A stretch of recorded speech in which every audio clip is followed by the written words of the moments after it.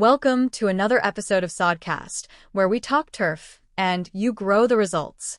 Today, we're thrilled to welcome a very special guest, Marty Kaufman, a certified sports field manager, CSFM, whose career spans the highest levels of sports turf management, from the NFL to collegiate athletics and beyond. Marty launched his turfgrass journey with an Associate of Applied Science in Turfgrass Management from The Ohio State University and quickly made his mark in the industry. His impressive career includes key roles such as Assistant Sports Field Manager for the Tennessee Titans, Assistant Landscape Supervisor for the Carolina Panthers, and Grounds Coordinator at Tennessee State University. He also served as head grounds and sports field manager at Ensworth School, where he was instrumental in developing for major athletic facilities. Today, Marty serves as the regional manager of grounds support at ABM Industries, overseeing sports turf operations across multiple sites in Middle Tennessee. His leadership, hands-on experience, and deep understanding of turf biology have made him a respected voice in the industry.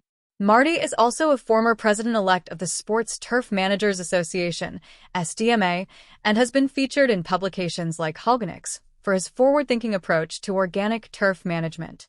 In this episode, Marty shares his insights on managing elite sports fields, why soil biology matters more than chemistry, and how sustainable practices are shaping the future of groundskeeping. Whether you're maintaining a backyard lawn or managing a stadium field, Marty's experience offers invaluable lessons and practical advice for every homeowner who takes pride in their turf. So, let's jump into the conversation with Kevin Mercer and Marty Kaufman and explore the art and science of world-class turf grass management. Welcome to Sodcast. I really appreciate you having you, and I know that we go back quite a few years. Please tell us a little bit about yourself and how you got into the professional turf grass management.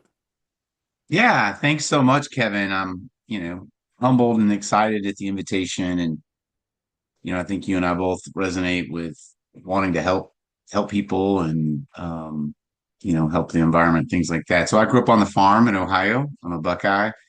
Right. Found out in high school I probably wasn't going to farm. Got into sports field management. Really, that guided my passion for several years, right? And got my degree in turf management. They've taught you all about golf. Did an internship in golf. Graduated, did golf. Went to Australia, did golf. Um, Volunteered for the Open there, and but then came back. Ended up in Ohio working for a landscape company, right? That's servicing homeowners, and they had a nursery and a landscape team, and I worked for the irrigation division, and so I really learned how to do those sorts of things. But I also found out about Sports Field Management Association, something you and I have in common besides Yes, sir. Professional Grounds Management Society, and was able to, just take a job sight unseen in minor league baseball in Greensboro, North Carolina. Learned about dirt at that time. They didn't teach you about the infield and batter's box and pitcher's mound in school, right? And from there had another team, but then got my chance with the Carolina Panthers, and did a season with them, and then really got a break. Actually, started not having to operate in a deficit when I became the assistant with the Titans, right?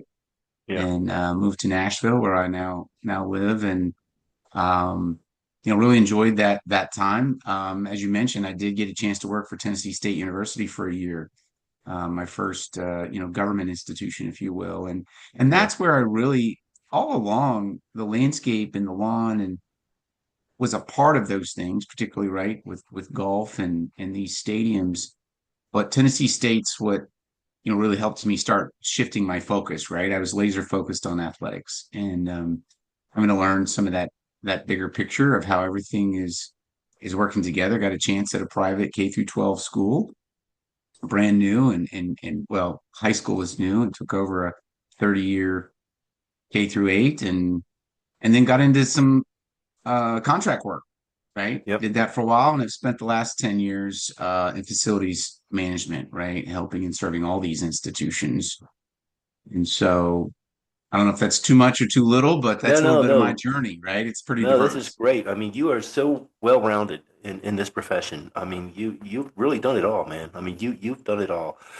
For the listeners out there who are just homeowners, they probably want to know what's the difference between Is there a big difference between working for the Tennessee Titans, managing that field, compared to a Division One athletic field at University of Tennessee?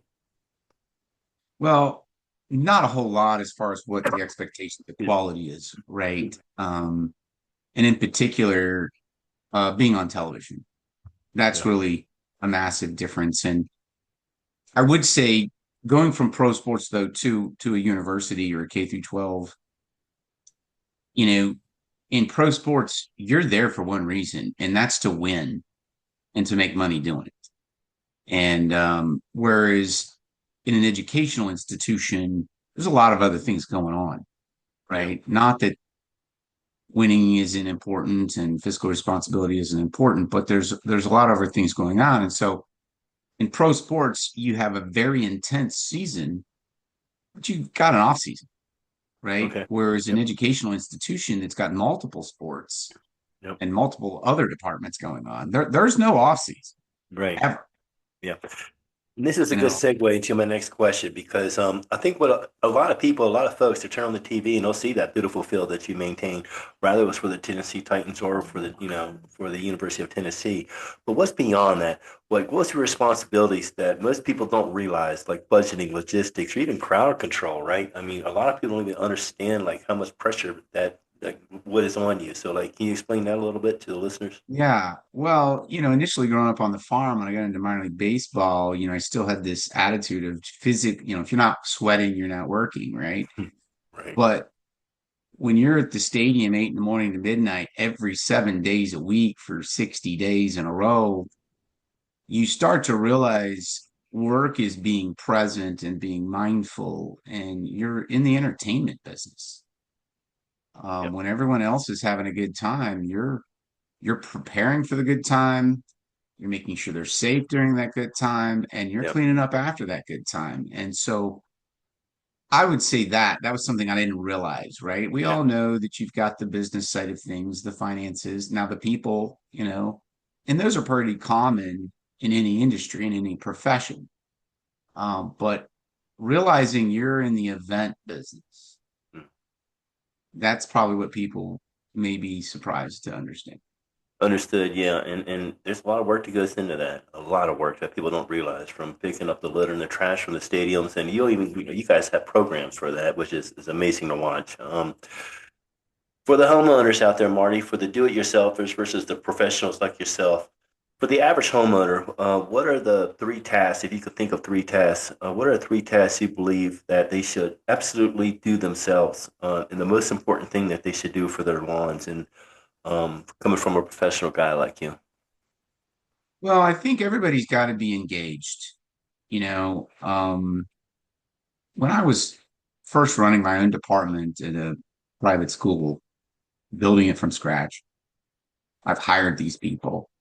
Learning to train people, I was like, how do you do that? Right? Because I don't mind showing people, I don't mind telling people, but supervising, being available. And it's not, you know, oppressive giving commands. It's being available and sharing your vision and your insight. And I think every homeowner's got to take that responsibility. If it's your Yeah. home, you can hire me, you, the best landscape professional out there, but you got to supervise that, right? You got to tell them, what are you after? What do you want? And not and this, not every team is the same, let alone every sport and every landscape across the industry. And so, yeah, I mean, hey, I think everybody should mow, right? But not everybody's got time for that. Their time's more valuable. So be engaged, supervise what's happening, give the directions. Now, when it really just breaks down to every simple homeowner out there, look, you ought to mow and you ought to supervise what's going on. I think hire out the pest control, the weed Mhm. control. I mean, let the people that do it all day, every day handle those sorts of things, but you still got to be engaged. I think Yep. that's about the best I've got, Kevin. You got to be engaged and you got to No, put thank you, that Marty. time. That's great advice, Marty. And last question. And I always ask this. I hope you don't mind. Tell us about a humbling experience you might had. I can talk to you till 4 in the morning. About all my mistakes that I've learned from. But what is one of the most humbling experience you had that you realized that you can share with homeowners? Like, I've done this. I got this T-shirt. You don't want it. Yeah. Um, Read the label. Read the label. Read the label. Good Don't advice. assume anything. There's too many people that think I've been there, I've done that, I know that. I mean, you and I can, like you said, we can geek out all night long and a lot of it is these details, right? When I did contract work, I all of a sudden all my silver bullets didn't work so good, right? I thought I got a lot of education, I got a lot of experience. I'm going to go help these high schools and middle schools, and I didn't, number one, have control over their program or the lack thereof. But the other thing is, hey, integrity is important to me, Yes. and I realized I was having an issue on a particular field with a particular, I think, weed, and I was out there 3 times. Now, I charged them once. To me, it was my fault. And then I finally was so frustrated, I read the label again, and I realized I had been doing a half rate for Yeah. that particular week. The rate, I knew the product and I knew the common rate that I'd used, can't tell you how many times. Yep. For that particular weed, Yep. I was using a half rate, which is why it wasn't getting accomplished. Yeah, and this is great advice. And for the homeowners out there, this is why Marty says read the label. And this is a professional. This guy does it in his sleep, and I've seen his work, and it's unbelievable. And Marty, I want to thank you for joining us here on Sodcast and sharing your incredible journey from the NFL fields to your educational campuses and K through 12 schools with honesty and insight. Your experience, passion, and practical advice are exactly what listeners out there need to know. And I know that I'm lucky to know you. You mentored me. You taught me a lot over the years. You've given a deeper appreciation for the art and science behind turfgrass management, and more importantly, on those lessons that can empower homeowners to care about their lawns with confidence and purpose. Thank you, my friend. I appreciate you joining us, and I look forward to seeing you soon. Yeah, thank you so much.